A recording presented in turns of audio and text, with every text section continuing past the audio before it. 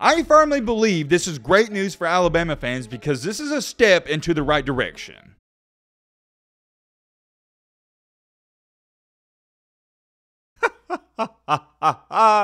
I'm not even going to try to hide it or anything. I am so excited. When this news first came out, when I saw it, number one, I thought it was a joke. I was making sure it wasn't a troll. But number two, I was genuinely excited. I was happy, and my excitement and happiness will continue to go on. Today is just a good day, and I'm going to explain why I'm happy about this. For the Alabama football team, this wasn't even a want, in my opinion. You needed this to happen. It had to be done. This is going to be a really interesting topic and debate and overall an intriguing video because most people, what they say, oh, and this is Bama fans and fans all around the SEC and country, they say Bill O'Brien, he's doing a terrible job at Alabama, blah, blah, blah, blah. But the entire season, I didn't blame Bill O'Brien, and you guys know this. Who was I blaming? Who was I pointing the finger at? Pete Golden, the defensive coordinator. I never understood it. I never have, and I never will understand why Bill O'Brien got the majority of the blame when Alabama's defense was the problem. The Alabama offense was not the problem this year. They're not the reason we lost to Tennessee or LSU. Now, did Bama have a couple of 3-and-outs and some stagnant times throughout the season? Yes, but that's with every offense. The problem was we gave up 52 points to Tennessee.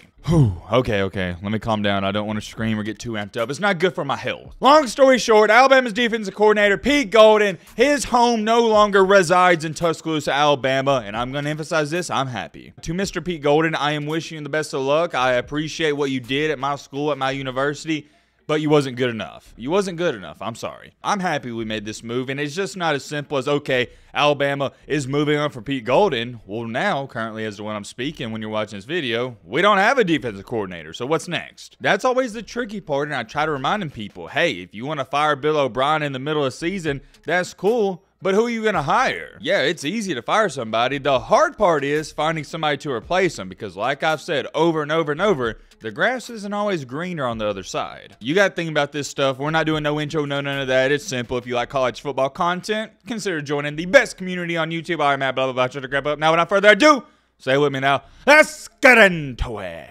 Seriously though, if you're not subscribed already, what are you doing with yourself? You're just a loser. First things first, let's talk about this real briefly. I was scrolling through my notifications on Twitter and I saw that sports_funny said, "That may be great. Do you think LSU has a chance of making it back to the playoffs soon?" In parentheses, 1 through 4 years. Thank you for the question. Like always, if there's anything you feel like we need to discuss or just talk about in general on the channel, tweet it at me. To answer that question, I think it's a fairly obvious answer. Well, duh, yeah, they got a chance. I think you meant more so of to ask how good of a chance, so I'll answer that part. Number one, you got a chance. Now, how good of a chance in the next 1 to 4 years? Well, you got to take into account next year there's only going to be 4 teams in the playoff, but in the next 3 years after next year, you're going to have a 12-team playoff. So I'll say this. Next year, I'm going to give LSU a 20-ish%, 25% chance to make the playoff, and the years after that, with the playoff expanding to 12 teams, I'm giving LSU a 40% chance every single year. I understand to some people a 20% next year to make the playoff may not seem too high, but you got to remember, you're in the same division as Alabama. And on top of that, even if you win the division, if you lose to Georgia in the championship, you're probably not getting in. So I think a 20% chance next year is fair, but for the years after with the 12-team format, 40%, that also seems fair. The biggest winner out of this 12-team format is going to be the SEC, more importantly, LSU. Or not just LSU, but for example, Alabama this year. You're now going to see a great team out of the SEC East like a Tennessee or the SEC West like Alabama and LSU this year have 2 or 3 losses and they're still going to get in the playoff. Look, you can try expanding the playoff, minimize it, it doesn't matter. The SEC will dominate the sport. You can't change that. Expanding to 12 teams, yes, of course, it's going to give other teams chances to make the playoffs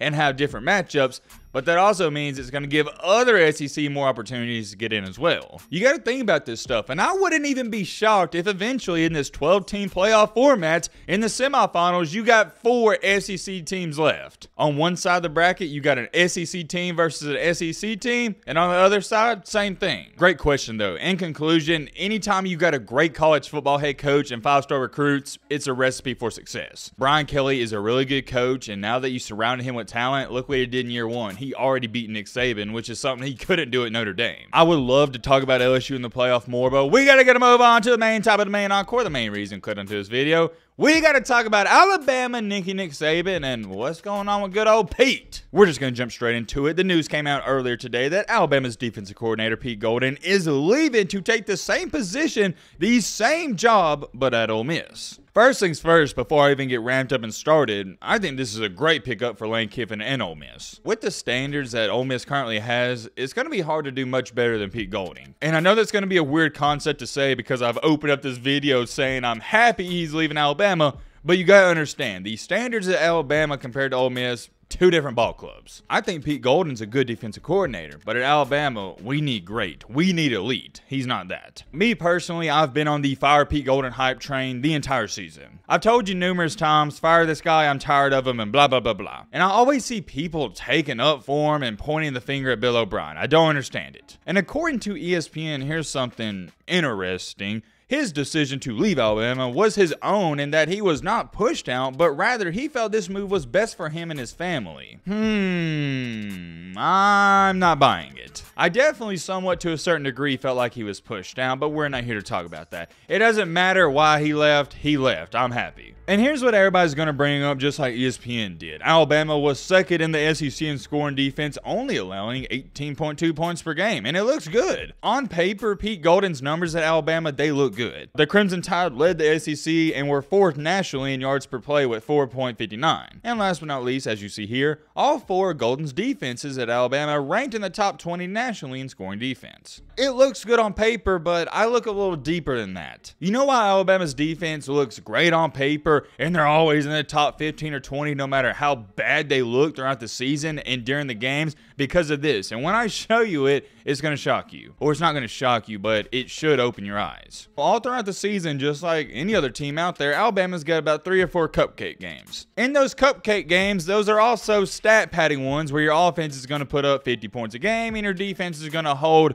whoever it is, Utah State or Vanderbilt, to 3 or 0 points. And this is football, guys. You got to remember, we're only playing 12 games in a regular season, so if you play 4 cupcakes, that's going to take a huge, large account into your stats and numbers. So yes, Alabama's defense is going to look big and mighty against Utah State, Louisiana Monroe, Vanderbilt, and Austin Peay, but when we play SEC teams, it was not the same story. That's why it looks good on paper, because of the cupcakes, and that's just how it is. You take away the cupcakes and actually watch the games, put down the stat sheet, the box score, watch the games, this Alabama defense was pitiful this year, one of the worst I've ever seen. And what makes it more embarrassing to me is we had all of these 4- and 5-star recruits, and we got a top 5 draft pick on the defensive line in Will Anderson, and yet we was this bad. And we didn't even get better as the season continued to go on. If anything, we got worse. We gave up 52, count them, over half 100 to Tennessee. I'm not going to rant on that too much. It's unacceptable, and you guys know that. Continuing along here, played good against Mississippi State, but right after gave up 32 to LSU. I don't care that it went in overtime. We gave up 32 points to an LSU team that is rebuilding. And in that LSU game, the offense would always answer. We was always in the lead, but the defense could not get stops. And then right after the LSU game against Ole Miss, the only reason we beat Ole Miss is because they continued to shoot themselves in the foot. Alabama got lucky to win that Ole Miss game. Our defense could not stop them whatsoever. Ole Miss had more total yards than us. We just executed slightly better. And last but not least, this was the end-all be-all for me. This was when I was like, yep, I'm done with Pete Golden. The Auburn game. This Auburn team is flat out pathetic. It's one of the worst Auburn teams we would ever play in the next 5 or 10 years.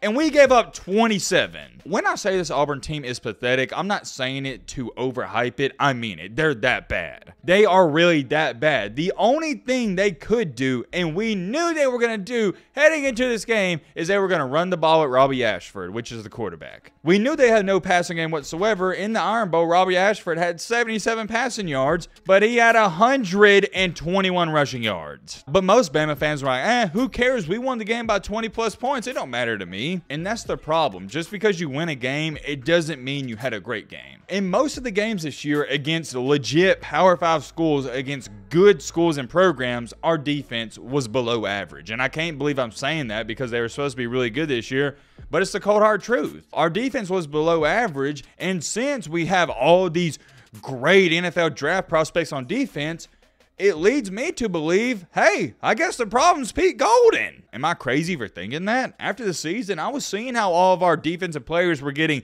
AP first team, second team, and third team, and I'm here going, well, dang, we couldn't stop anybody. How are we getting all these guys on AP first team and second team? So it's either one of the two things. Either A, our defensive players, all of them, are overrated, or B, Pete Golden is overrated. I'm going to give the players the benefit of the doubt here, and I'm going to say it was Pete Golden. To make a long story short, he's gone. I don't really care who we bring in. All I know is it can't be much worse. And I mean that because watching that Tennessee game, it was embarrassing for our defense. And even watching the Ole Miss game and LSU game, it was embarrassing. I know Ole Miss and LSU didn't put up half 100, but we couldn't stop them either. And that's the concerning part to me, Bama fans. You really wanted to make the playoff when we couldn't even beat LSU and we shouldn't have beat Ole Miss. Did that not concern a lot of you out there? Do y'all not remember that? It only happened about 2 months ago. Here's something really, and I mean really interesting. Alabama hasn't had a top 5 defense since 2017. In that 2017 season, they led the country in points per game allowed at 11.9, and guess who the defensive coordinator was? Jeremy Pruitt. Bama fans, you know where I'm going with this. A lot of Bama fans out there, they want Pruitt to be announced as the new defensive coordinator, and I'm here for it. I've heard a lot of other names circling around. I'm not going to get into all that too much, but for me, if I had to pick anybody, I would like Pruitt to get the job. I like him. I thought he did a good job at Bama in 2017, and I think he would continue to do a good job, if not even a great job. I like Pruitt. I get it. It was a crap show when he was the head coach at Tennessee, and Tennessee fans probably hate this guy, but when it comes to being a defensive coordinator, he knows his stuff. I like Pruitt. I think he knows his stuff, and it'd be a great fit. He's been around the program, and I think that's better than bringing in somebody that hasn't been around the program. I'm just glad we made a change. I'm going to be honest. I don't even care who replaces Pete Golden. I am glad we made a change. Sometimes in life, you got to make tough decisions, and they're going to be hard ones, but you got to do them to progress in your life. I firmly believe this is great news for Alabama fans because this is a step into the right direction. Now, as far as it goes for Bill O'Brien, what's going to happen with him, I'm almost certain he's going to be gone, but we'll talk about that more later down the road. I'm very curious. Let me know your thoughts on all this down below. But,